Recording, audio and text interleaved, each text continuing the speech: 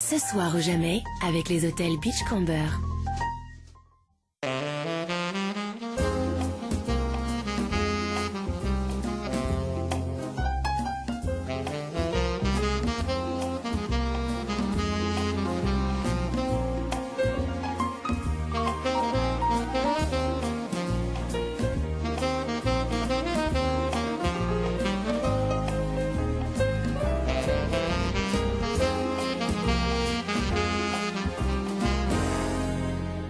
Bienvenue sur le plateau de Ce soir ou jamais avec Hervé Kempf. Vous êtes journaliste, vous êtes l'auteur de Comment les riches détruisent la planète, qui a été traduit en plusieurs langues et dont Hugo Chavez, le président vénézuélien, a fait l'éloge au sommet de Copenhague. Aujourd'hui, vous publiez L'oligarchie, ça suffit, vive la démocratie, dans lequel vous expliquez que la France est devenue une oligarchie, comme toutes les démocraties occidentales d'ailleurs.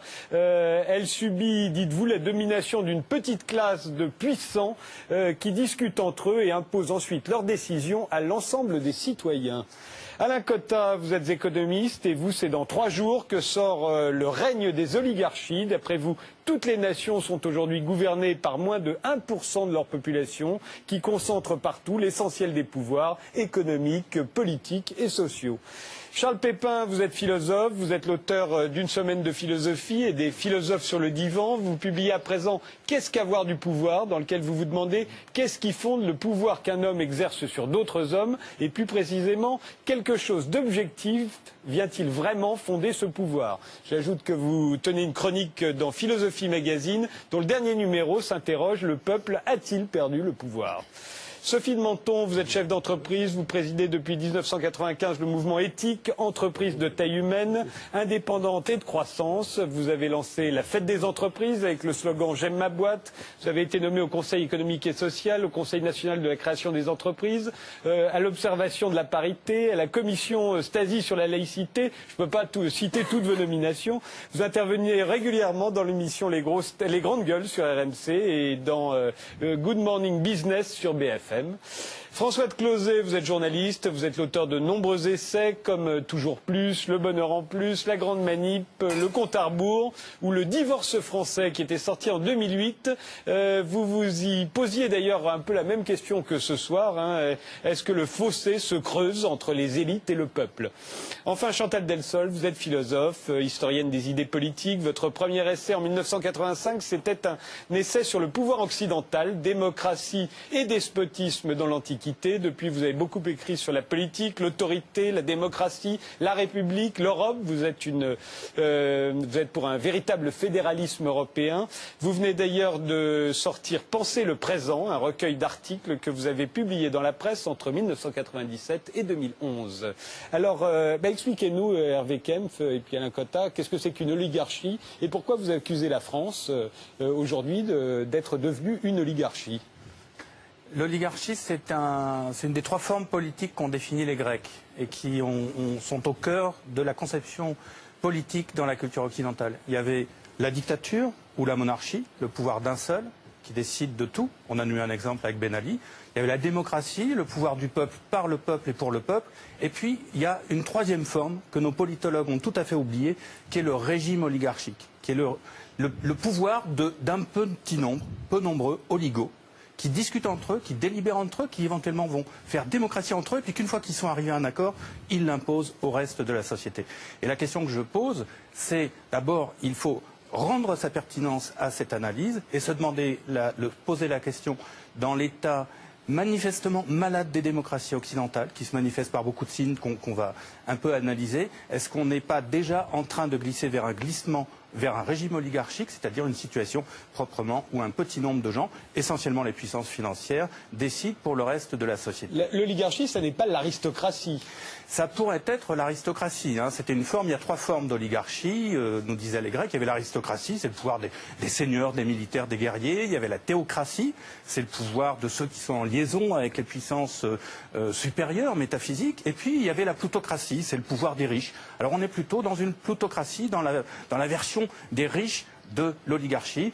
Pourquoi? Très rapidement, parce que depuis une 30aine d'années, le capitalisme a profondément évolué par rapport à ce qu'il était dans la période antérieure, et il s'est produit une très forte et continue augmentation des inégalités dans tous les pays, surtout les États-Unis et l'Angleterre, mais le reste des pays occidentaux et le Japon ont suivi.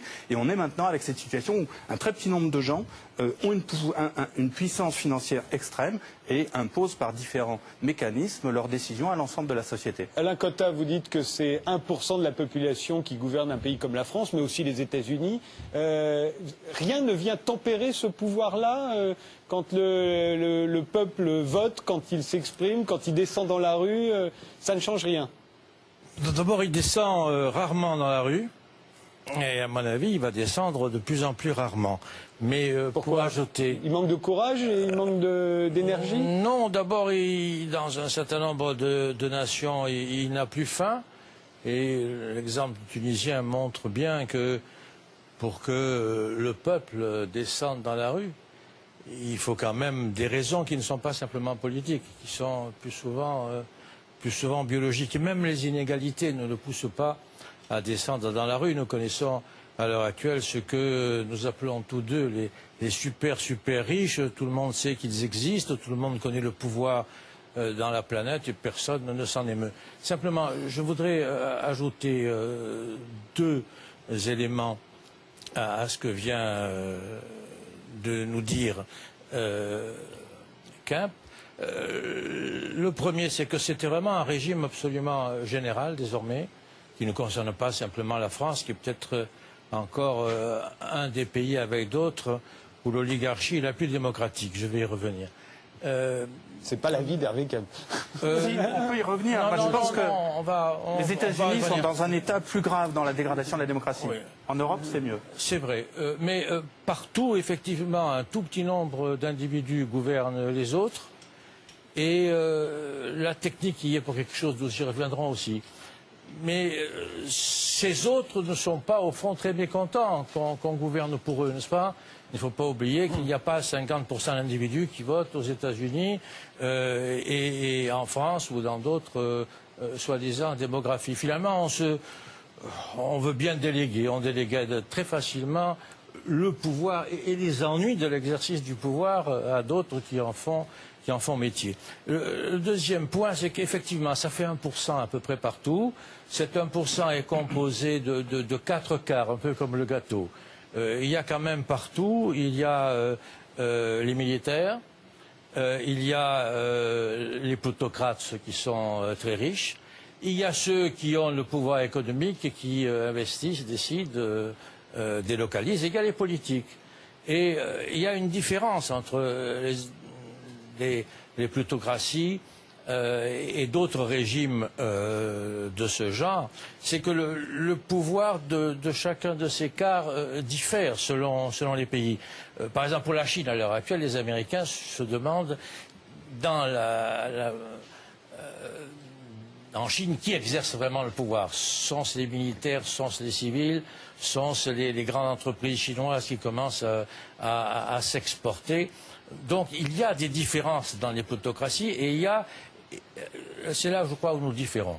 Je pense que les aristocraties ou les formes de gouvernement de ce genre ne risquent sûrement pas de devenir plus démocratiques. Mais pardon, je comprends pas. C'est passionnant ce que vous dites, mais est-ce que le propre d'une démocratie, c'est pas justement de faire voter pour des représentants? Et par définition, ces représentants sont effectivement peu nombreux. Ça s'appelle même finalement des élites, parce qu'on vote en principe pour des gens compétents, qualifiés, qu'on a envie de suivre. Et est-ce que ce n'est pas au contraire aujourd'hui finalement une forme de démission des élites, où on a envie de dire, ça me rappelle ce mot de je ne sais quel général qui voyait défiler ses troupes et qui disait ce sont mes troupes, je suis leur chef, suivons-les. Il faut que je les suive. On a plutôt l'impression... Je crois que c'est Bonaparte. Non mais Pardon? Je crois que c'est Bonaparte. C'est Bonaparte. Dans l'oligarchie, là, vous faites la part très belle aux politiques. Ce que je dis, c'est qu'on est dans une démocratie représentative, donc il y a des représentants, et que la tendance, ce serait plutôt, si je l'ai bien compris, moi j'aimerais bien qu'il y ait au contraire des élites un peu mieux. Non, pas seulement la représentation, si je peux me permettre. C'est pas seulement le moment du vote. C'est aussi la façon dont s'opère, dont se mène la délibération, qui conduit au vote. La façon dont le peuple, en assemblée par différents moyens, discute des problèmes qui se posent à la société. C'est comment aussi, ensuite, le pouvoir va s'exercer. C'est-à-dire, est-ce que le pouvoir va être effectivement confié aux mandataires de la volonté du peuple, ou est-ce qu'il va y avoir d'autres puissances qui, par exemple, dans les coulisses, le pouvoir des lobbies aux États-Unis ou à Bruxelles est extrêmement important, par le contrôle des médias, qui vont influencer beaucoup la délibération, et particulièrement en France, où les principaux médias sont possédés par des milliardaires, par des puissances capitalistes, si je peux me permettre, il y a quand même une quand je vous écoute, pouvoir économique. Mais qu'il soit contrôlé économiquement est une chose, que le contenu de ce qui s'y dit soit contrôlé en est une autre.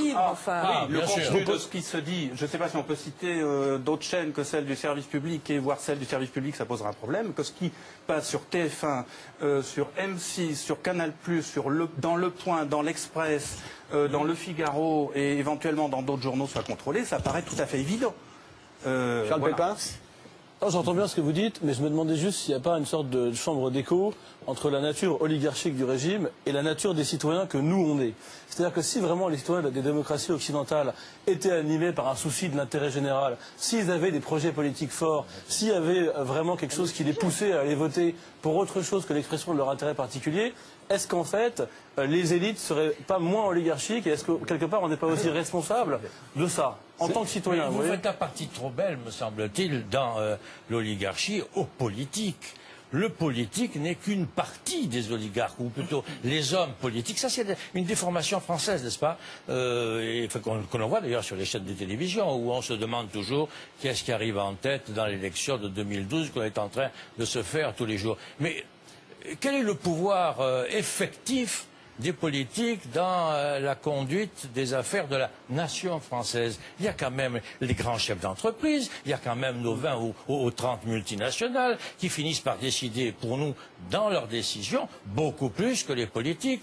Aux États-Unis, il y a les militaires. Vous savez qu'aucun complexe militaro-industriel. Oui, aucun candidat à la présidence américaine ne peut se passer des militaires et d'ailleurs d'autres lobbies. Je vous donne la parole après, François Closet, mais est-ce que ne faisons pas la partie trop belle aux politiques. Ce que vous nous dites, Alain Cotta, me fait penser à un film très célèbre. On l'a déjà vu très souvent à la télévision, et même cet extrait, vous le connaissez, mais on peut le regarder à la lumière de ce que vous venez de nous dire. C'était déjà le procès d'une oligarchie. C'était le président avec Jean Gabin. Les dialogues sont de Michel Audiard, et on dirait qu'il dit la même chose que vous, écoutez-le, c'est Jean Gabin dans le rôle du président du Conseil à l'Assemblée nationale, comparant les partis politiques de l'époque à des syndicats d'intérêt. On l'écoute.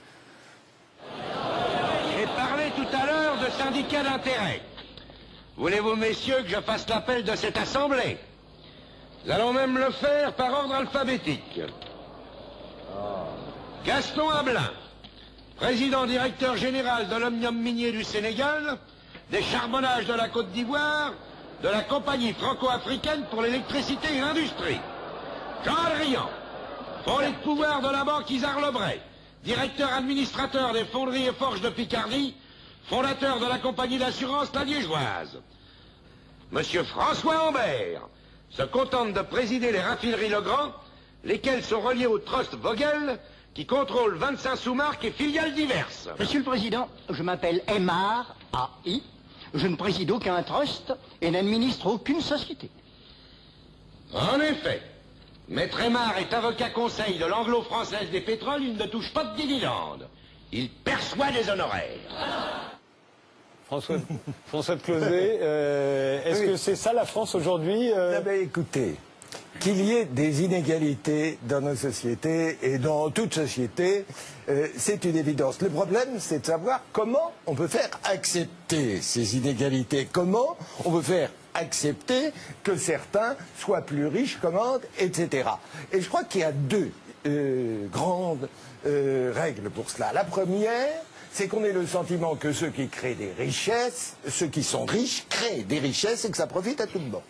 La deuxième, c'est que ceux qui sont, disons, dans les classes populaires aient l'espoir que leurs enfants vont monter et qu'eux aussi peuvent finir par accéder. Or, dans les deux cas aujourd'hui, ça ne fonctionne plus parce qu'on voit que la richesse qui s'est créée au cours des 20 dernières années la fortune. Non seulement n'a pas vraiment créé de richesse, mais a créé la crise, c'est-à-dire a détruit la création de richesse, et que d'autre part, le processus qui existait en France, je vous le signale, il ne faut pas l'oublier, jusqu'en 1980, qui faisait qu'augmenter sans cesse, notamment dans les grandes écoles, la proportion des enfants d'ouvriers, etc., c'est inversé, et que désormais, quand vous pouvez naître dans une banlieue, dans une cité, vous n'avez pratiquement aucune chance d'accéder à l'élite. Donc, quand vous avez une élite qui est refermée sur elle-même, et que vous avez le sentiment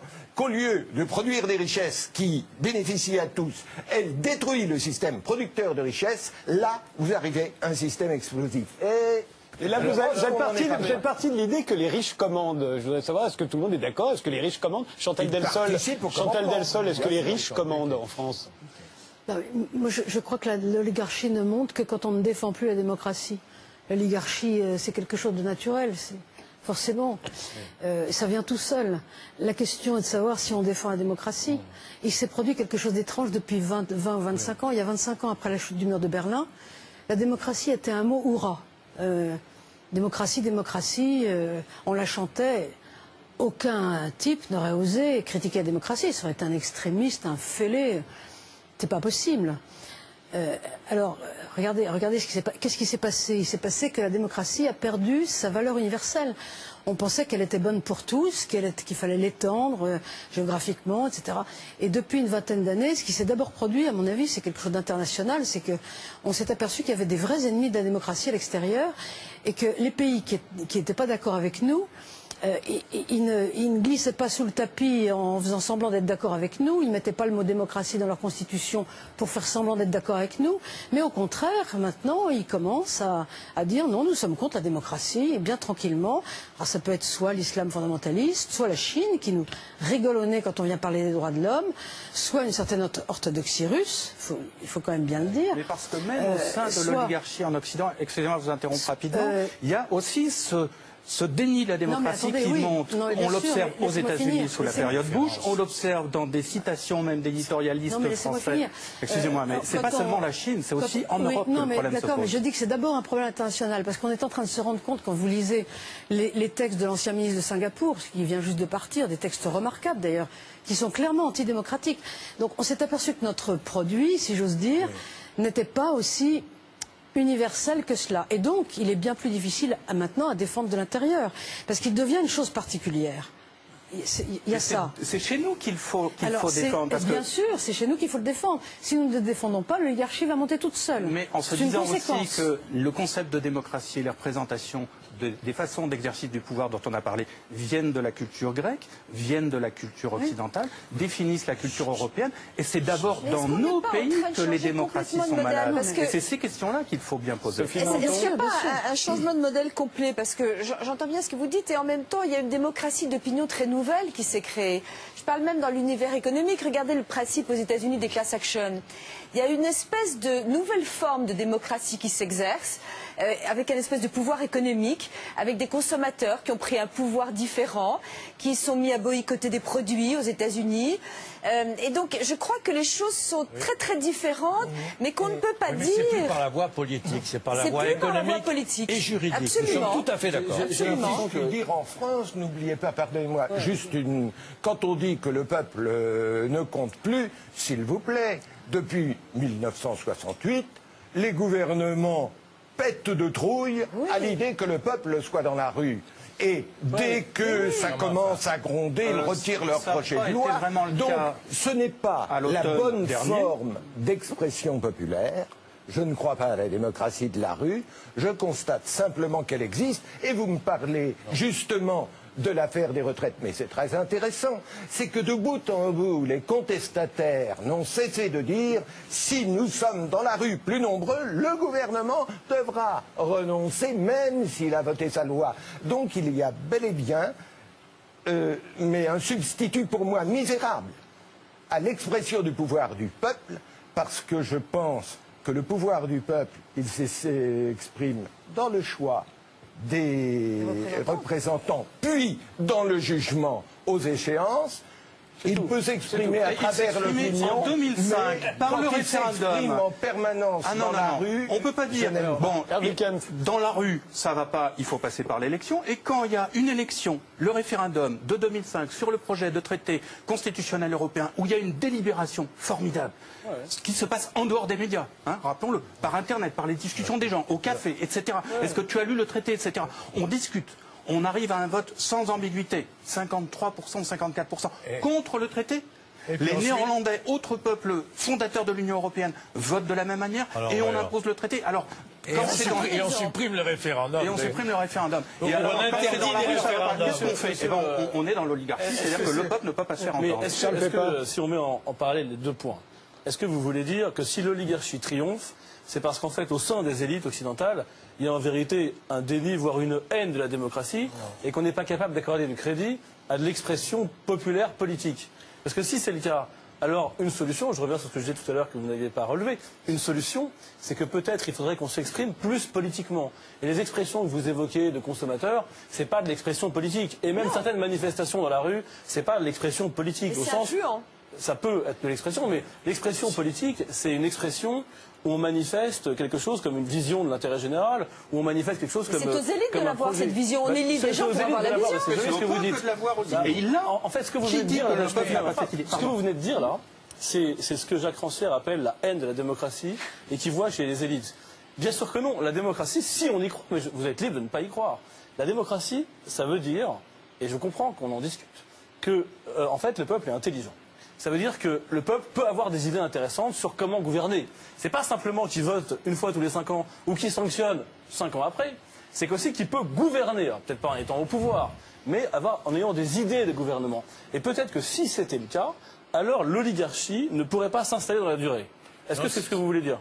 Oui, c'est ce que je veux dire, parce que dans la démocratie, il y a cet aspect dans la délibération qui est aussi l'éducation. Et c'est pour ça, juste un mot rapidement, je réponds à la question de Charles Pépin. Et dans la délibération, il y a aussi l'éducation du peuple par lui-même. Mais la délibération, vous voulez qu'elle ait lieu où en ce moment? Eh bien, par exemple, elle a eu lieu pendant le référendum, par Internet. Ouais, là, on a un espace...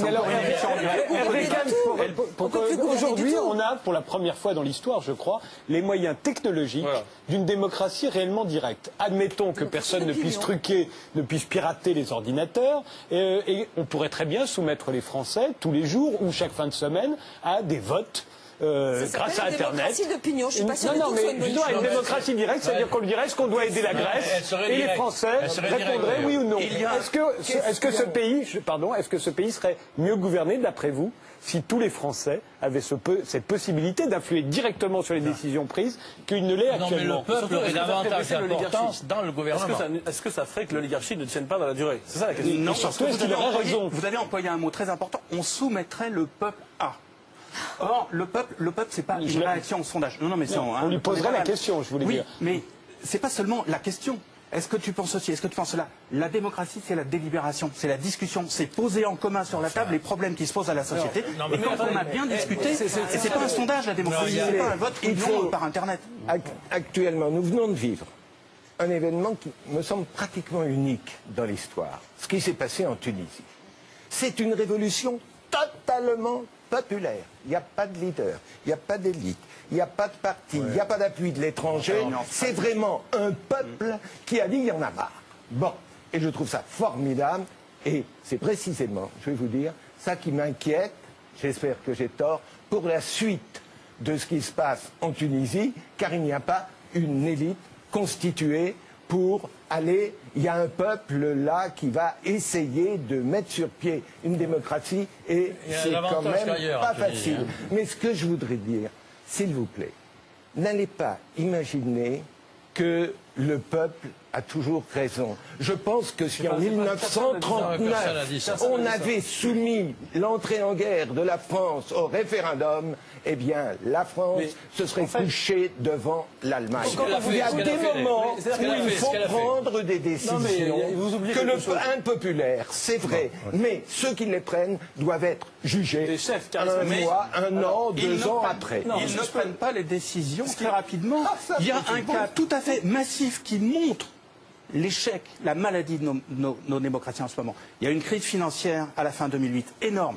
Le système financier manque de s'écrouler. Wall Street, Francfort, bourse, tombent partout. Difficile à comprendre. Intervention de l'État, des États, de la puissance publique qui mobilisent la garantie de crédit public, qui mobilisent en fait l'épargne publique. On change.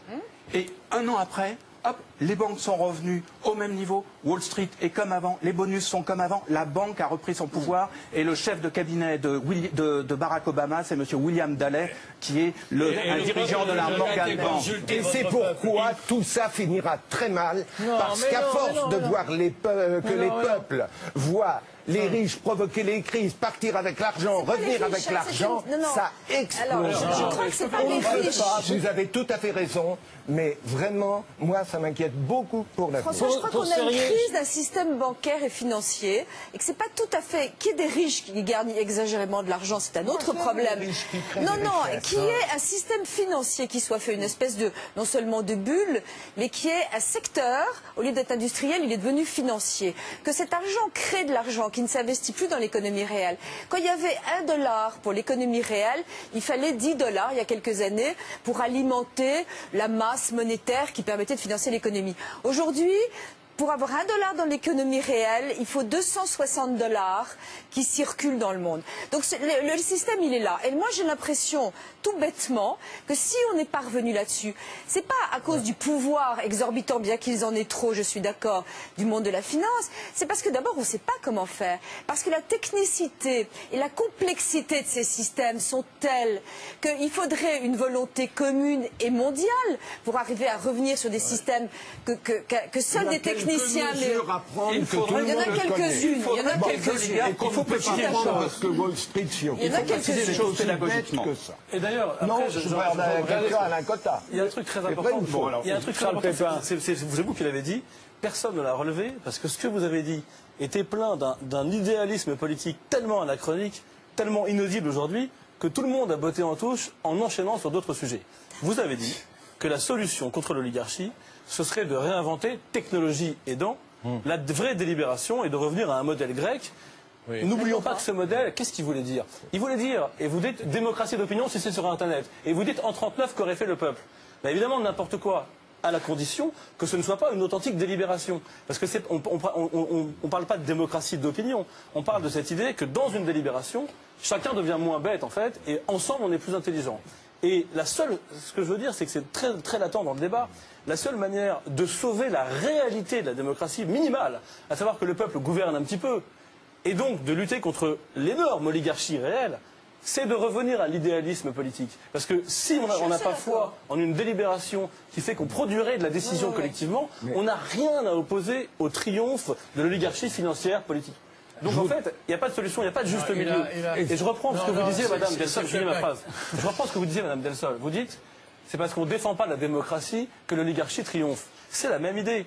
On n'a pas le choix. Soit on la laisse tomber et on ne se bat pas pour elle et on laisse l'oligarchie triompher, soit on la défend. Mais la défendre, c'est la défendre d'un point de vue idéal, d'un point de vue idéaliste et non idéologue. Il faut des exemples. Mais je pense qu'il faut une exemplarité politique. Ça joue énormément aussi. S'il y a une véritable exemplarité politique, ça rend tout le monde plus intelligent. Le problème de ce manque de confiance dans les élites est en lui-même un facteur de déchéance et de délitement de la démocratie. On parle de la démocratie, on fait toujours référence à Athènes. Je voudrais juste rappeler un tout petit détail. C'est qu'à Athènes, le travail était fait par les esclaves et qu'être citoyen à Athènes, c'était un travail à temps plein.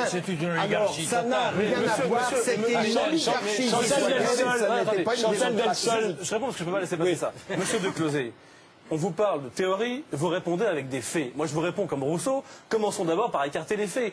On veut se nourrir d'idéal. Et moi, je vous parle de délibération, et vous me dites, donc du peuple populaire, où le peuple devient intelligent en se concertant, et vous me dites, il faudrait que les élites soient exemplaires. Mais vous n'entendez pas ce qu'on vous dit. Il faut éduquer le peuple. Mais non, il ne faut pas éduquer le peuple. Spontanément dans un monde très complexe. Mais typiquement le raisonnement oligarchique. Vous n'entendez rien à ce que je dis. Ceux qui ne croient pas à la démocratie, le peuple ne sait pas, nous savons. Parce que nous avons fait des études, parce que nous comprenons Wall Street. J'ai pas tout à fait dit ça. Si, c'est ça. C'est toujours ce que disent les oligarques. Le peuple ne sait pas. Le peuple et il y a une chose très importante. On a une société tellement complexe sur des décisions, mais c'est quand même complexe. Le système financier. Ah oui, les experts, c'est un vrai problème aujourd'hui, dans la société d'aujourd'hui. La nécessité d'experts, qui sont d'ailleurs tous trompés, a été un des problèmes majeurs aussi de cette perte de confiance dans la démocratie. Par exemple, regardez comment s'est faite la réforme des hedge funds, les fonds spéculatifs à Bruxelles. C'était totalement... Il n'y a pas eu de réforme, parce que tout a été influencé par les lobbies en amont, derrière, dans les coulisses, et qui fait qu'il y a une réforme Chantal qui n'existe Delsol, pas. stop. Chantal Delsol. Je voudrais d'abord dire à M. de Closet que la question de la Grèce ancienne avec ses esclaves, c'est la démocratie a commencé avec 10% de la population à peu près. Ces 10% se sont étendus au cours des siècles. Il y a eu quelques petits reculs, on pourrait en citer quelques-uns en Serbie, très très rares. Mais bon, dans l'ensemble, ça n'a fait que s'étendre. Donc c'est pas parce que ça a commencé avec 10% qu'il faut critiquer la démocratie. Mais j'ai jamais dit que ça devait continuer comme ça. J'ai dit au contraire que c'était pas la référence des démocraties modernes. Je voulais rebondir sur ce que disait mon collègue philosophe. Effectivement, la démocratie signifie que les choses sont sublimées. Enfin, je ne sais pas si c'est exactement ce que vous diriez, mais ça me plaît bien. Voilà, ça vous plaît. Donc c'est bien. On est d'accord. Qu'est-ce que vous voulez dire par les choses sont sublimées? On est un peu idéaliste. Bon, voilà, on n'est pas uniquement des pragmatiques. Bon.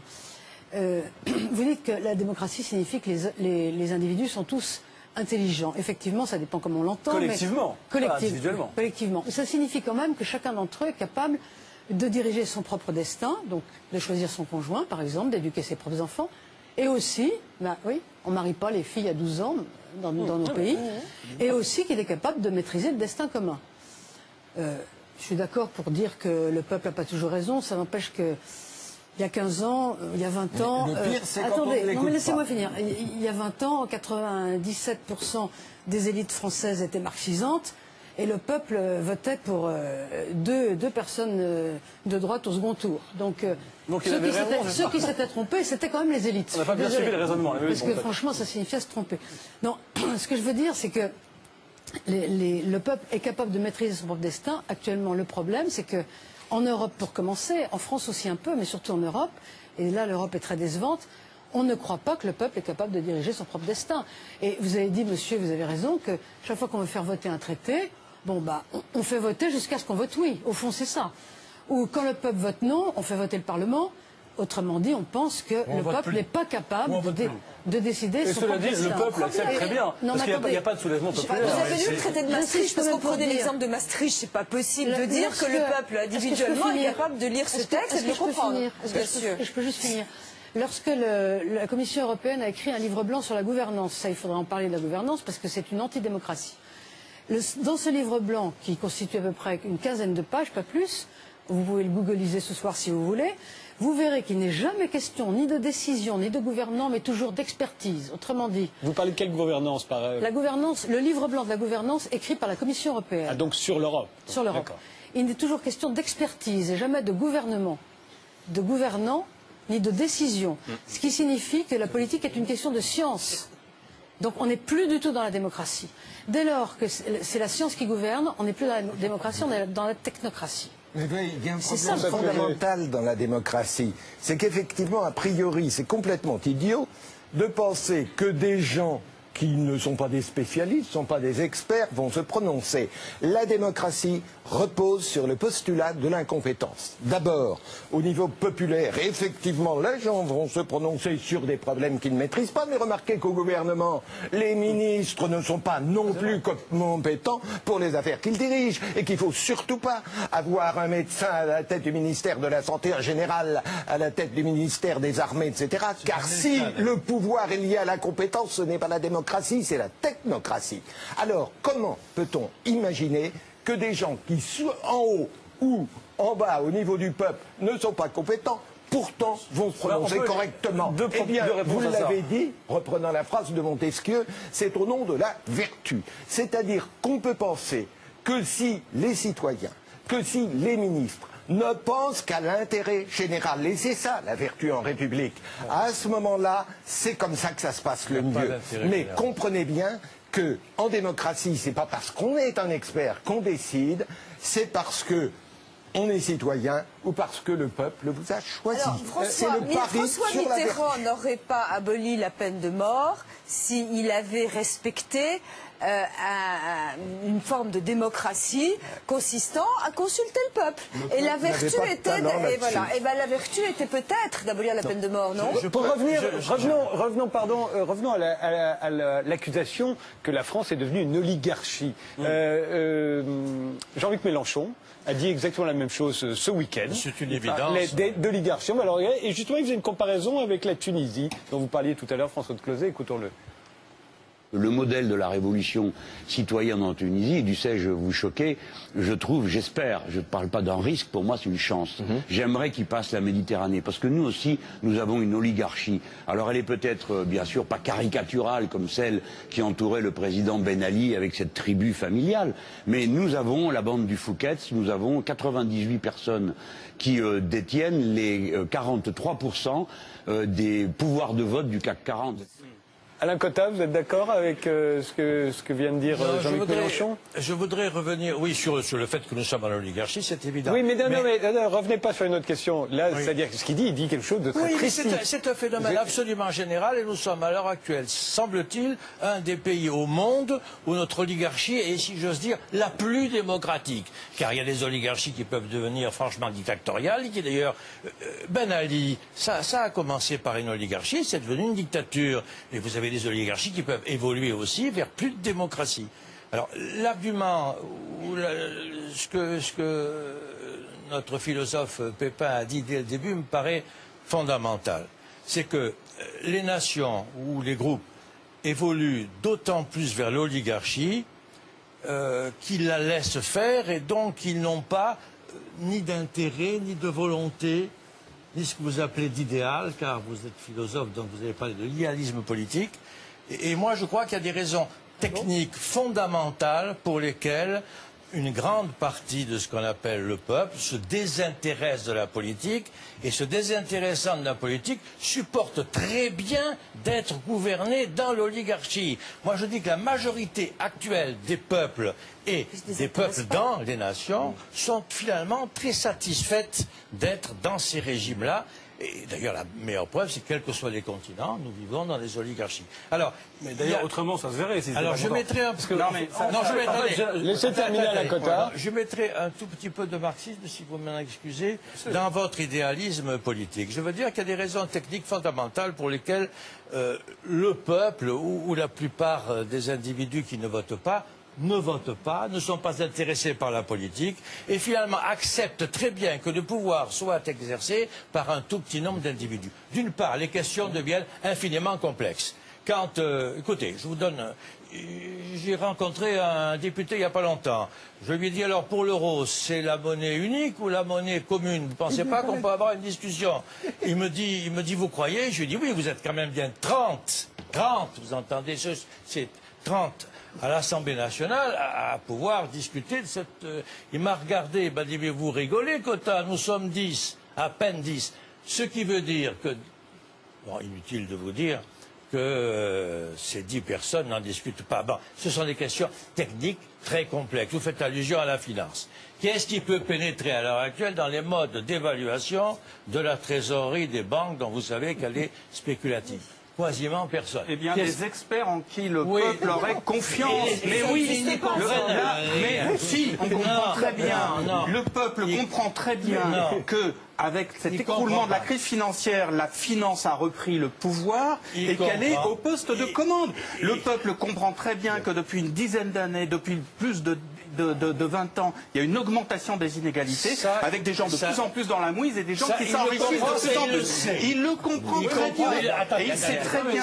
Il sait très bien. Non, si je puis terminer. Terminez vite, Alain Cotta. En tant qu'économiste, l'analyse dite des coûts-avantages est bien connue. Dans la mesure où le coût d'une action est supérieur à l'avantage que vous en tirez, vous ne la commettez pas. Or, en matière politique, c'est ce qui se passe à l'heure actuelle. Aller voter, ça vous oblige de temps en temps à ne pas aller à la pêche. Je veux dire que ça a un coût d'apprentissage. Il faut une fois tous les 5 ans, ça va. Une fois tous les 5 ans. Même pour les cantonales, d'ailleurs, pour les cantonales, il faut lire, il faut comprendre, etc. C'est du temps passé. C'est un véritable coût. Quel avantage tire à l'heure actuelle un individu lambda, à l'heure actuelle, d'être pour ou contre l'euro, pour ou contre la monnaie commune ou la monnaie unique. Il ne sait même pas de quoi il s'agit et il ne sait même pas quel avantage il peut en tirer. Mais vous ne pouvez pas dire que les citoyens et les gens là qui nous regardent et ailleurs ne comprennent pas ce qui se passe. Ils le comprennent très bien. On passe la discussion depuis une heure, tourne autour. Non, je finis. Ça va être 30 secondes, mais je finis. On tourne depuis une heure sur la question fondamentale. Le peuple peut-il apprendre et décider ou est-ce qu'il ne sait pas? Et de toute façon, c'est des gens qui doivent décider pour eux. Le problème fondamental de l'oligarchie, si même il était bien comme régime, ce qui reste à discuter en point de vue théorique, c'est qu'il suppose que l'élite soit vertueuse, que vous appelez l'élite. Or, l'élite n'est pas vertueuse à l'heure actuelle. Elle triche, elle s'enrichit, elle mélange les intérêts privés et les intérêts publics. Elle refuse d'évoluer et elle est aveugle devant ce qui conduit un certain nombre de gens à s'abstenir parce qu'ils sentent que leur vote est volé. Ce que vous dites juste aujourd'hui sur l'élite, j'ai l'impression qu'on dit exactement la même chose il y a 30 ans, il y a 60 ans, il y a 80 ans, il y a 100 ans. C'est faux. Tout le temps. En France, vous avez déjà entendu en France où on disait l'élite est formidable, elle est vertueuse et elle était beaucoup plus, par exemple, en France, parce qu'il y a une tradition de service public. Un concept de l'État en France qui date de très longtemps. Mais il se trouve que dans ce qu'on a appelé la période des 30 glorieuses, qui était les années 50, 60, 70, il y avait quand même chez ce qu'on appelle les élites, les classes dirigeantes, un souci du bien général qui était beaucoup plus manifeste que maintenant et un souci du service public et de la démocratie qui était réel. Maintenant, ça n'est pas le cas. Ce qui est très inquiétant, c'est pas tellement, d'ailleurs, l'oligarchie, certes, c'est le non-renouvellement des élites. Ce qui est très inquiétant, c'est qu'on a besoin d'élites, enfin, c'est ma conviction, on a besoin d'élites, on vote pour des élites représentatives, je pense que c'est le principe de la démocratie et j'y crois. Maintenant, il y a quelque chose qui est assez vrai, c'est que même dans le milieu des affaires, et je parle de ce que je connais des conseils d'administration, il y a une forme de cooptation, des conseils d'administration qui sont entre eux, avec des vraies difficultés. D'ailleurs, ne serait-ce que c'est pour ça que la parité est quelque chose de bien, parce qu'au moins ça va renouveler les élites. C'est pas tellement qu'il y aura des femmes, mais au moins il y aura les élites vont se renouveler. Mais donc c'est ça qui est gênant.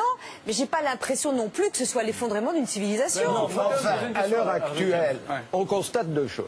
D'abord, sur le plan financier, on voit de plus en plus se constituer des lignées héréditaires, encore plus que quand il y avait le capitalisme familial. Et les super riches comme en Inde, bien sûr. comme en Chine. Deuxièmement, alors là où je vous rejoins, c'est que je pense que le public, sans comprendre les mécanismes financiers, vous avez tout à fait raison, se rend parfaitement compte que les mécanismes de l'enrichissement depuis 20 ans ne sont pas ceux qui ont prévalu dans les années 60, n'est-ce pas? Dans les années 60, quand on avait un ingénieur qui commençait son entreprise dans le garage de ses parents et qui, 20 ans après, avait une entreprise énorme, etc., on se disait, tout le monde en profite, c'est très bien. Et on sait très bien que les milliards gagnés par les traders ne correspondent à aucun enrichissement pour le reste de la population. Il y a donc une illégitimité à ce niveau. Et d'autre part, alors pour ce qui est de cette fameuse reproduction,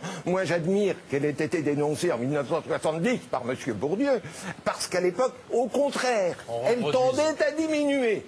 Mais ce qui se passe à l'heure actuelle, c'est qu'on va finir par avoir l'hérédité même dans les grandes écoles. Même dans la méritocratie. Alors, justement, attendez, je vous interromps parce que vous êtes sur les médias, dans la chanson, vous êtes sur les riches. On est en train de s'enfermer, c'est terrifiant. Les nouvelles têtes de Turcs depuis cette crise, ce sont les riches, les super riches, mais aussi. Franchement, ça ne veut rien dire. Non, mais ça n'est pas péjoratif de ma part. Justement, il y a une proposition du Parti socialiste qui va dans ce sens-là et qui justement, vraisemblablement pour vous avoir entendu, peut-être, François Closet, il propose le salaire maximum. Regarde. Plus de 9 millions d'euros pour le patron de Renault, plus de 600 fois le SMIC, plus de 8 millions pour celui de Sanofi, plus de 7 millions pour celui de LVMH. Les salaires des grands patrons semblent déconnectés de la réalité quotidienne. L'idée de plafonner ces rémunérations séduit bon nombre de salariés. J'estime que déjà il devrait monter le salaire des employés avant de monter ceux des patrons. Ils sont un peu indécents par rapport à tout ce qui est la classe basse de la société française, quoi. Un patron touche 100 fois le SMIC et je comprends pas comment on peut faire ça. Je suis contre. Je trouve que je vois pas pourquoi on plafonnerait le mérite, le travail fait.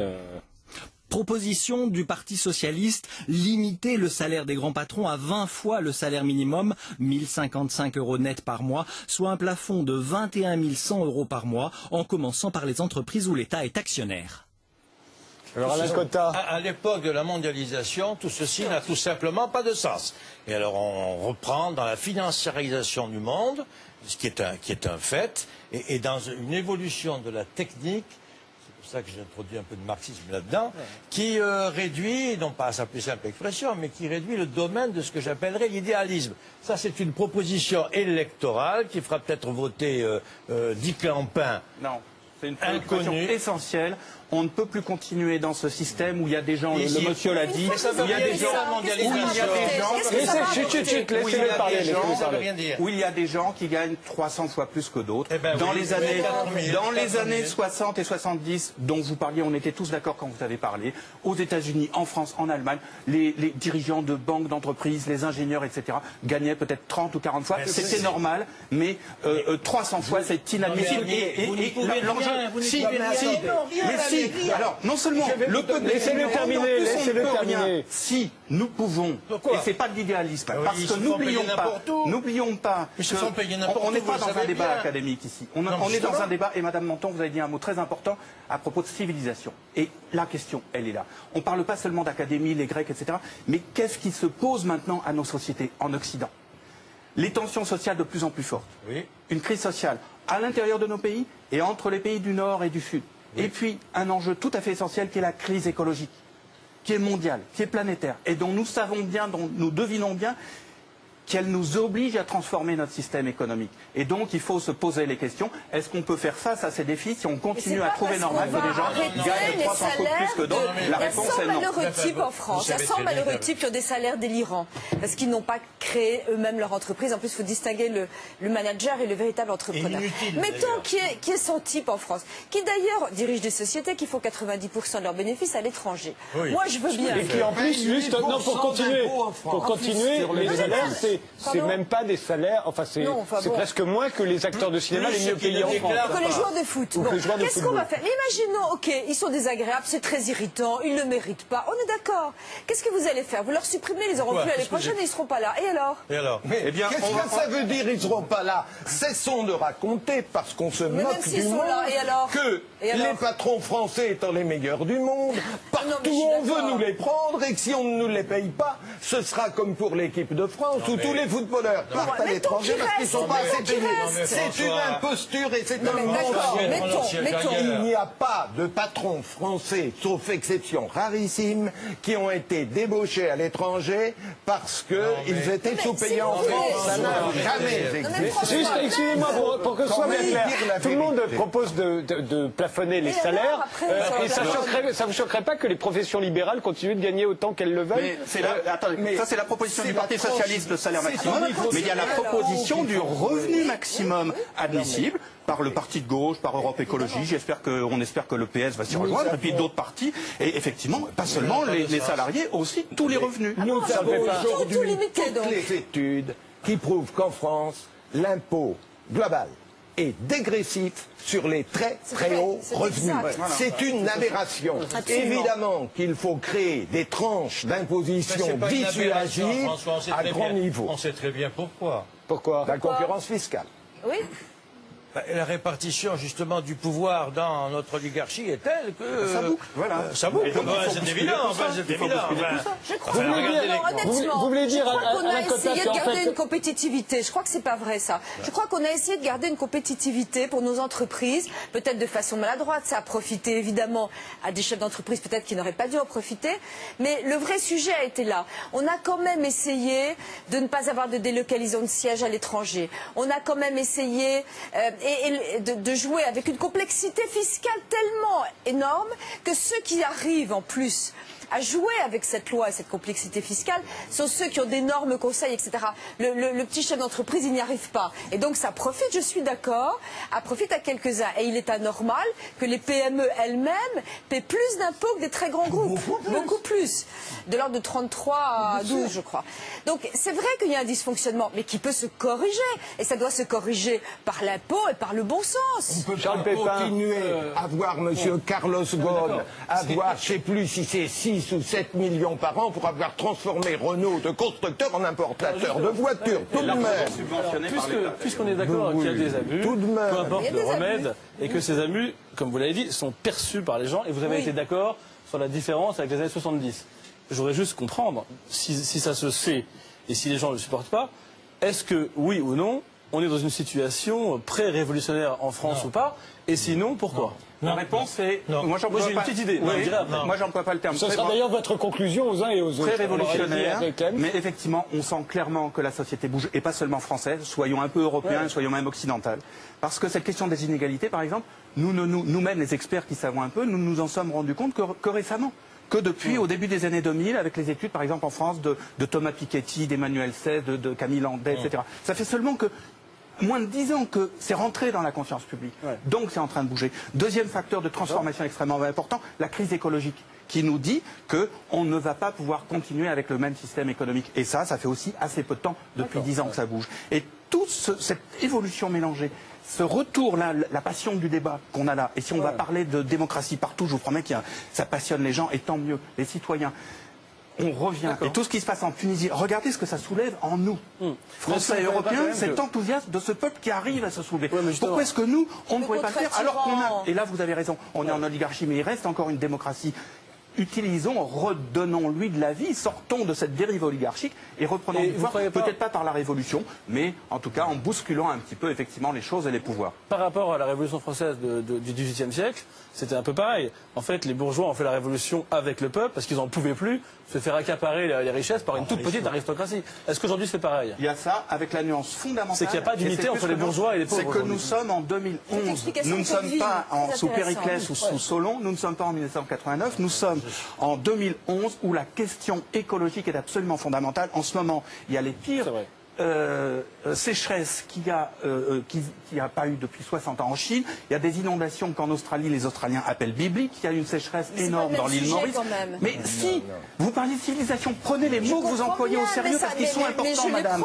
Et nous sommes à un moment de civilisation où nous devons organiser notre pouvoir collectif et notre délibération pour faire face à ce défi qui est immense. Et malheureusement, ce n'est pas les milliardaires qui vont donner la solution. Le problème de l'inégalité du monde, on est évidemment d'accord avec vous, mais ce monde parfait que vous décrivez, où on maîtrise tout d'un coup l'évolution écologique du monde, comment voulez-vous, alors qu'il y a des pays qui ont besoin, qui rêvent de notre niveau de vie à nous, se privent immédiatement de ce qu'ils n'ont même pas encore... Mais il ne s'agit pas de eux, il s'agit de nous. Nous parlons de l'Europe. Hein. Moi, je parle bien de la baisse de la... Ce qui pollue, c'est la Chine. Je parle de la baisse de la consommation matérielle en France, en Europe, aux États-Unis. Il faut conclure chacun. Chantal Delsol, qu'on a très peu Je crois qu'on est un petit peu sorti du sujet. Je ne suis pas sûr qu'on soit encore dans l'oligarchie. Ou en tout cas, est-ce que le peuple a encore le pouvoir? Non, mais le peuple n'a jamais véritablement le pouvoir. N'a jamais eu véritablement le pouvoir. Il n'est pas fait pour ça. Mais d'ailleurs, je pense qu'il l'a d'autant moins que le régime est plus centralisé. Je pense qu'il y a des endroits où le peuple a davantage le pouvoir, ce sont les pays fédéraux. C'est-à-dire en Suisse, je pense que les Suisses ont plus D'ailleurs, le pouvoir. D'ailleurs, il faut des référendums pour tout. Eh ben voilà, il faut des référendums pour tout. Alors, ce qui permet aux Européens de dire, mais là, c'est un mauvais peuple qui parle quand il vote contre les minarets, etc. Mais bon, ce qui déclenche d'ailleurs une anti-démocratie. Enfin, un sentiment contre la démocratie. Oui, François Closet, qu'on appelle démocratie oligarchique ou pas, c'est pas ça le problème. Il y a un mot qu'on n'a pas prononcé ce soir, qui est fondamental. C'est le mot confiance. Confiance. Il y a des sociétés dans lesquelles il y a une cohésion, une confiance, qu'il y ait ou non, de toute façon il y a une élite, qu'elle soit oligarchique ou non, on s'en fiche. Le problème, c'est de savoir si les citoyens ont confiance dans le système social dans lequel ils vivent. Et c'est capital, parce qu'évidemment, nous sommes dans des temps tempétueux, nous allons au-devant de grands coups de tabac, beaucoup plus importants que ceux que nous avons connus, et là, ce qui fera la différence entre les nations, ce sera entre celles qui ont en elles cette cohésion sociale et celles qui ne l'ont pas. Et actuellement, on ne fait rien, à mon avis, de suffisant pour rétablir la cohésion entre les Français. Alain Cotin ? J'ai le même constat qu'à peu près tout le monde ici, je crois, et notamment que vous-même, Camp. Mais sur l'avenir, je suis beaucoup moins pessimiste. Je trouve que dans tous les pays du monde, le développement est tel que les gens n'ont plus faim, qu'ils ne se révolteront plus aussi facilement qu'ils le faisaient, qu'ils l'ont fait en Tunisie parce qu'ils avaient faim, que les questions deviennent de plus en plus complexes et donc je suivrai très volontiers la première intervention de Pépin sur le fait que l'oligarchie existe et se développe partout à cause de l'indifférence du monde et du manque de besoin, d'amour, de la démocratie de la plupart d'entre nous. Et je pense que ça va durer assez longtemps et que l'état de la technique permettra à certains de s'enfuir par Internet comme ils le font à l'heure actuelle en passant 4 à 6 heures devant leur écran. Mais je vous interroge juste parce que sur Internet, c'est certainement l'endroit où on discute le plus aujourd'hui. C'est tout à fait... de penser que c'est juste un endroit où on joue à des jeux vidéo, et même là, on réfléchit aussi. Non, mais nous avons des statistiques sur Internet qui d'ailleurs ont disparu, ce qui est d'ailleurs assez curieux. Oui, sur la fréquence et les raisons même de la fréquence. Simplement. Qui ont disparu, vous voulez dire que c'est l'oligarchie qui s'en est emparée? J'en sais rien. En tout cas, on n'a plus de statistiques. Il n'y a plus de sondages sur... On sait toujours qu'il y a 50% des messages qui sont d'ordre sexuel, mais on sait toujours qu'il y a 25 à 30% de messages qui sont dus au how-to, comme diraient les Américains. Comment faire, comment se servir de ceci ou de cela. Et on sait que quand vous invoquez Internet et ça concerne, comme d'ailleurs... la presse dite d'intelligence, et comme les chaînes aussi, 2 à 3% de la population. Ceci étant, je crois que l'évolution de la technique et notamment notre entrée dans l'âge virtuel, c'est-à-dire dans le fait que chacun d'entre nous va pouvoir se faire son avatar et va pouvoir sur écran choisir qui il veut être, va accroître encore la désaffection profonde pour le politique. Moi, je crois que nous sommes dans une société de la transparence, liée d'ailleurs à ces nouvelles technologies. Et je pense que tout ce que nous avons évoqué, finalement, justement, dépend de l'exemplarité. Parce que tout est tellement visible, tout est tellement exposé en permanence, tout est tellement instantané, qu'il y a une observation de ces élites. Les élites vont demeurer, heureusement. Je pense qu'il faut des élites. Je pense qu'il ne faut pas forcément des oligarches. Et que donc ces élites doivent être exemplaires. Et je maintiens, je pense que le mot pour la confiance que tu évoquais, le mot principal est l'exemplarité de ces élites pour qu'on arrive à avoir reconfiance dans la démocratie, pour avoir des corps intermédiaires. Charles Pépin. Moi je crois que la solution, elle n'est pas dans les élites, mais peut-être aussi quelque part dans le peuple réunifié. Et pourquoi ça ne marchera pas? Pourquoi il n'y aura pas de révolution en France, à mon avis?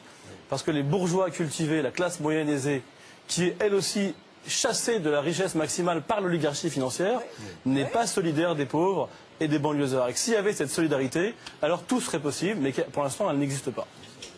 Voilà. Merci tous les 6 d'avoir participé à ce débat. J'ai maintenant rendez-vous avec Stéphane Guillon.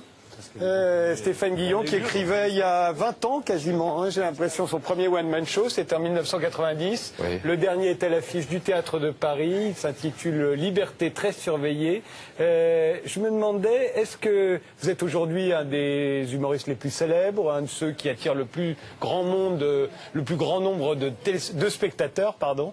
Est-ce que les gens viennent vous voir aujourd'hui en attendant quelque chose de précis de vous, et est-ce que vous vous sentez obligé de le leur donner ? Oui, ils viennent voir quelqu'un qu'ils ont entendu très longtemps à la radio, et je pense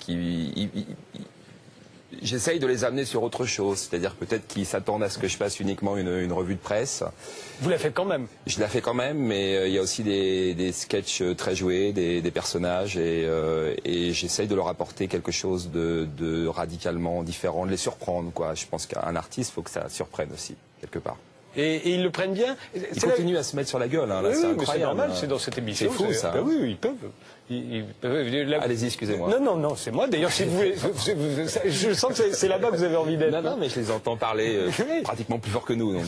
C'est amusant. Il ne faut pas croire que les discussions s'arrêtent sous prétexte que les émissions s'arrêtent. Oui, elles continuent, généralement. Mais ils sont meilleurs maintenant que tout à l'heure, c'est pour ça. Je ne sais pas. Moi, je les entends. Allez-y.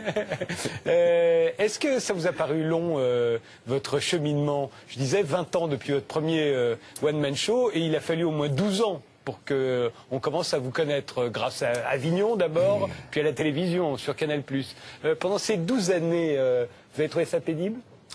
J'ai trouvé ça pénible, dur, et puis en même temps, je pense que si c'était arrivé trop vite, j'aurais peut-être pas mal tourné, mais je serais peut-être devenu un petit con. Je crois que je me suis. Il y en a plein qui pensent que vous êtes un petit con. Oui, oui, je sais. Vous savez peut-être pas si bien tourné que ça.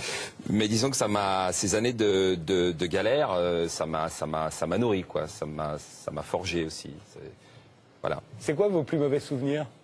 Est-ce qu'il y a des salles des fêtes dans lesquelles vous vous êtes produit, ou vous avez des souvenirs atroces? J'ai un soir au point virgule où il y avait, je crois, 4 personnes, et la règle dans ce cas-là, c'est de grouper les 4 personnes au premier rang pour qu'on ait l'impression quand même d'avoir un public. Et là, ils n'avaient pas fait gaffe, donc ils étaient dispersés dans la salle. Et je suis rentré devant une salle vide. Voilà. Ça, c'était un souvenir assez douloureux. Et vous vous êtes senti obligé de faire votre spectacle comme si elle avait été pleine? Oui, parce qu'il fallait surtout pas annuler, quoi. C'était la règle, c'était ne pas annuler pour pas que ça se sache, quoi. Donc l'idée, c'était de jouer, quoi qu'il arrive. Est-ce que vous pouvez être ami avec quelqu'un que vous ne faites pas rire? Il y a plein de gens que vous ne faites pas rire. Oui, il y a des gens que je ne fais pas rire, il y a des gens que j'agace. Est-ce que je peux être ami avec eux? Peut-être pas, parce que l'amitié, ça suppose quand même une certaine connivence d'esprit. Des gens que je ne fais pas du tout rire, non, je n'irai pas forcément dîner avec eux, quoi. Mais vous pourriez vous demander pourquoi vous ne les faites pas rire? Oui, ça pourrait vous inquiéter, même. Non, parce que je m'en fiche. Je veux dire que, si vous voulez, je fais rire beaucoup de monde, donc c'est ces gens-là qui m'importent. Après qu'il y ait quelques grincheux chez les journalistes ou chez les politiques, tant mieux, quoi. Mais vous pensez qu'il n'y a que chez les journalistes et chez les politiques écoutez, qu'il y a des gens que vous ne faites pas rire? J'étais assez détesté, mais grâce à mon éviction de France Inter, je pense que j'ai été aimé par des gens qui ne m'aimaient pas, quoi. Ils m'ont rendu populaire chez des gens qui ne pouvaient pas me voir. Parce que les Français n'aiment pas l'injustice. Vous avez souvent raconté votre éviction de cette station de radio. Vous racontez moins souvent, vous me l'avez déjà raconté, mais j'ai envie que vous la racontiez à nouveau, quand vous êtes fait renvoyer du lycée en seconde. Est-ce que vous pouvez nous raconter pourquoi vous êtes fait renvoyer du lycée en seconde? Parce que je trouve qu'il y a beaucoup de points communs. Eh bien, cher Frédéric, j'avais été élu délégué de classe et la prof de français avait dit on ne peut pas élire un débile mental délégué de classe. Donc je m'étais levé, j'ai pris le bureau, je l'ai soulevé, je l'ai balancé, le bureau s'est fracassé, j'ai été... Sur la professeure? Non, pas sur la professeure, je suis pas violent, moi. Non, non, pas sur la professeure, c'était juste pour la beauté du geste. Je me demande toujours, Stéphane Guillot, si encore aujourd'hui vous ne vous sentez pas le délégué de la classe, vous voyez? Ah, mais j'aime bien, oui, ça me... C'est-à-dire que vous dites, ben voilà, je suis le délégué de classe. Ça me plaît. Donc j'ai le droit de balancer le bureau éventuellement. Oui, surtout quand la classe accepte beaucoup de choses, c'est bien tout d'un coup d'y aller, quoi. Est-ce qu'un chansonnier, parce que pour moi vous faites un métier de chansonnier. Je suis ravi de ça, oui, je l'assume totalement. Le chansonnier. Totalement. Ah, oui. Est-ce qu'il peut rendre compte de la complexité du monde?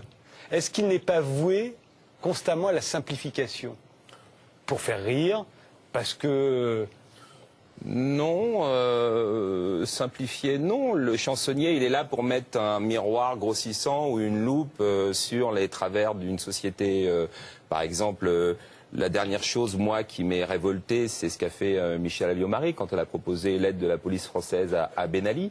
Ça, c'est une indignation que j'ai eue, mais que beaucoup de gens ont eu, vous, d'autres, j'imagine. Donc moi, nous, si vous voulez, j'anime des débats. oui, mais bien sûr, vous animez, ouais.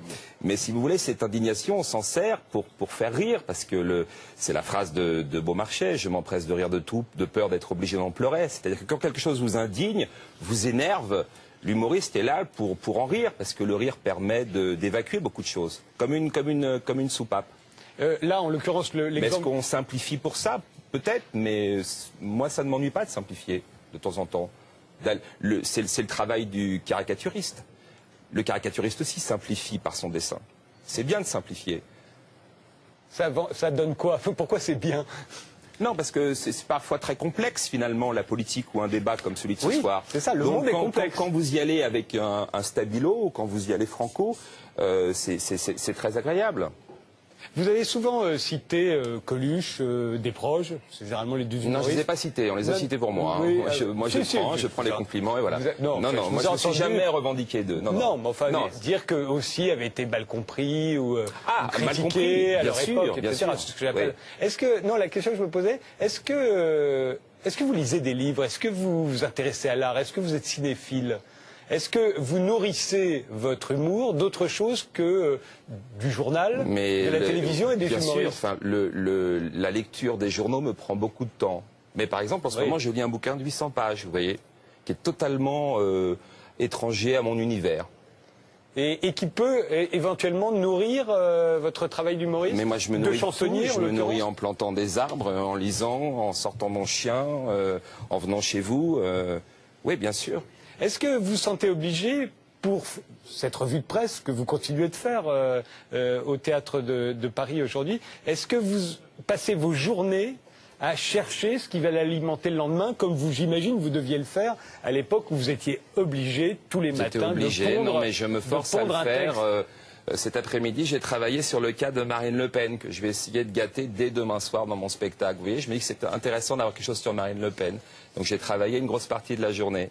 Entre Michel Alliot-Marie et Marine Le Pen, vous ne prenez pas trop de gros risques, je veux dire. Pourquoi? Tout le monde, effectivement, ces derniers temps... Oui, mais il y a aussi tout un sketch sur BHL, par exemple. Il n'y a pas beaucoup de gens qui l'attaquent. Et moi, j'ai tout un sketch sur lui.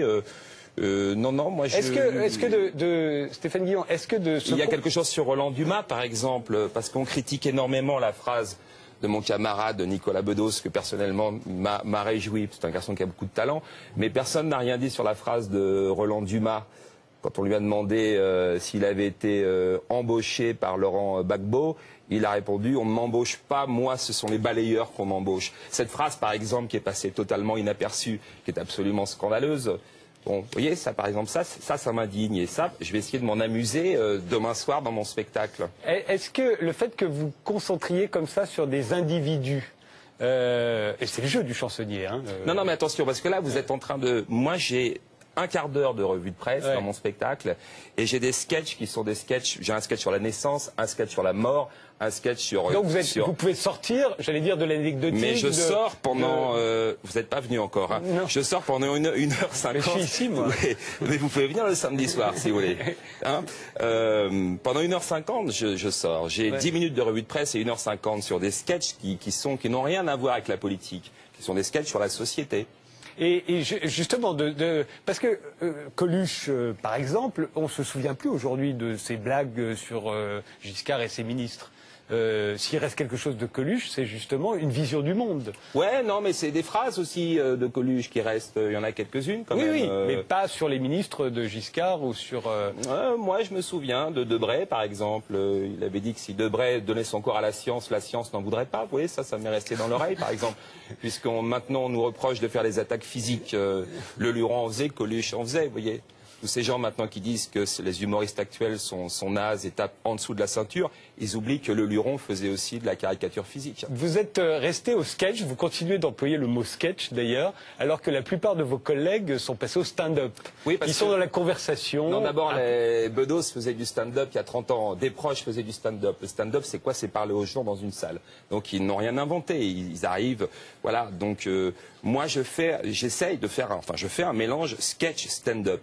Parce que du stand-up, 20 minutes de stand-up, même si c'est très très très très brillant, il y a un moment donné, le spectateur décroche. Et je trouve que cette alchimie sketch, personnage, et après des moments où vous revenez, où vous parlez aux gens, c'est ce que fait Bedos depuis des années, je trouve que cette alchimie est la meilleure. Et pourquoi? Parce qu'il n'y a pas de fatigue, si vous voulez. Il y a un personnage, je parle aux gens, je reviens avec un personnage. Donc le spectacle se déroule comme ça, on ne le voit pas passer. Quand les gens sortent en me disant c'est passé trop vite, alors que j'ai fait 2h10 de spectacle, moi je suis ravi, c'est le plus beau compliment qu'on puisse me faire. Quand vous avez commencé, vous vouliez devenir acteur. Vous étiez un bon acteur? Je sais parce que dans les sketchs, on redevient acteur. Oui, je pense que je pense, parce qu'on me l'a dit, que je suis un bon acteur sur scène, un acteur de théâtre. Est-ce que je suis un bon acteur de cinéma? Je ne sais pas, parce que je n'ai pas assez d'expérience au cinéma. Et je pense que c'est une technique qui est très particulière. Il y a des gens qui sont excellents sur scène et qui ne sont pas nécessairement de bons acteurs au cinéma. Et inversement. Vous avez eu un grand professeur, c'est Jean-Laurent Cochet, il a découvert beaucoup de grands acteurs. Qu'est-ce qu'il vous disait à vous, Stéphane Guillon, en tant qu'acteur?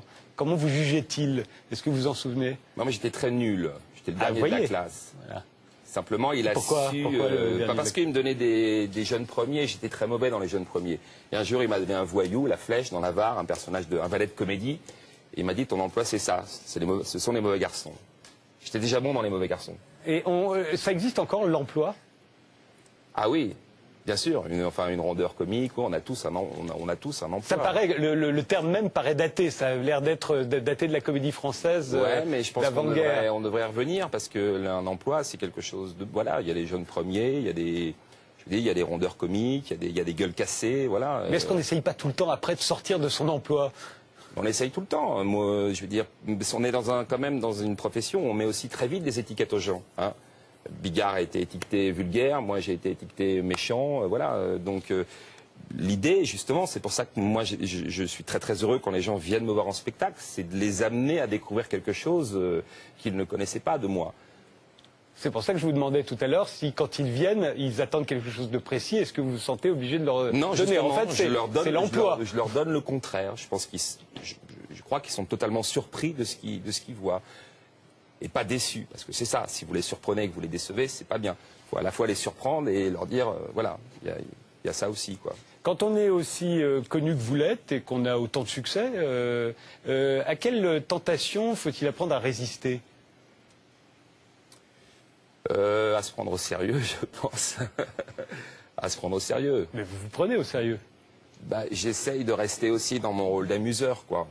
Mais il y a des amuseurs qui se prennent au sérieux au moment où ils amusent les autres. Oui, mais justement, je crois que les écueils de l'humour, c'est ne jamais faire de morale aux autres, ne pas se prendre au sérieux et être capable aussi de rire de soi-même, de se moquer de soi-même. Ça, tous les humoristes disent, pas faire la morale aux autres. Vous la faites, la morale, à Roland Dumas, quand vous lui dites, faut pas dire la phrase que vous venez de dire? Non, je fais pas la morale. Parce que là, moi, je vous dis, qu'est-ce qui m'a choqué cette semaine, par exemple? Cette phrase m'a choqué, je la trouve ignoble. Et d'être choqué, c'est un comportement de moraliste. Tout le monde s'est déchaîné sur la phrase de Nicolas Bedos. Et personne s'est indigné de cette phrase-là.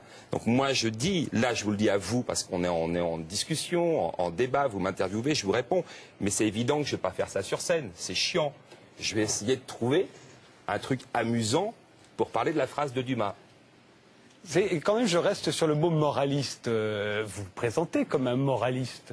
Donnez-moi un exemple. Je sais pas, constamment, en disant je suis choqué par ceci, ça, je ne trouve pas ça bien. Non, je veux dire. Vous voyez, la liberté totale, ce serait de n'avoir aucun point de vue de bien ou de mal. C'est d'être dans une totalement libre création. Moi, je pense que avoir aucun point de vue, surtout à notre époque, pour moi, il n'y a rien de plus chiant. Il y a tellement de choses aujourd'hui. Aucun point de vue moral, pardon. Moral. Un point de vue, mais pas moral. Mais pour moi, je trouve pas du tout que mon travail ait un point de vue ou un côté moral. À aucun moment dans mon spectacle, je vais faire la morale aux autres. Moi, quand je parle de l'écologie, par exemple, je m'englobe. Je suis moi-même un pollueur. Quand je parle du racisme, je m'englobe aussi dans les gens qui peuvent être racistes dans leur quotidien. Je me mets pas au-dessus des autres ou de mon public. Je m'englobe aussi. Venez voir le spectacle, je pense que ça... Et on refera l'interview la semaine prochaine. Et vous trouvez, puisque vous vous englobez, nous sommes là, est-ce que vous trouvez qu'on a progressé? Est-ce qu'on est mieux qu'on ne l'était il y a 20 ans, il y a 30 ans, au niveau il y a 40 ans? De tout, est-ce que nous tous, est-ce que nous sommes mieux? Est-ce qu'on progresse? Les politiques ou nous? Nous tous, hein. Moi, je trouve qu'on s'indigne moins qu'avant, quand même, qu'on accepte beaucoup plus de choses qu'avant. Ouais.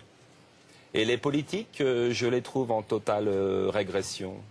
Oui, mais vraiment, je trouve qu'on est revenu 30 ans en arrière.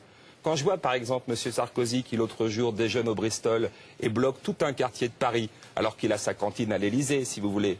On paye quand même pour qu'il ait à manger à midi à l'Élysée. Et qui bloque tout le quartier parce qu'il a décidé d'aller déjeuner 100 mètres à côté.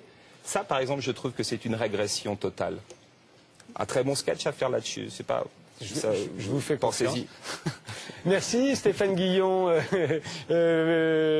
Demain, c'est la revue de presse du mardi. Et on se sépare avec un groupe français. Il s'appelle Botox et il nous interprète Carjacked. Vous le savez le traduire, Carjacked? Carjack, voiture. Voiture et jacked. Jack. Voilà. Ouais. Botox.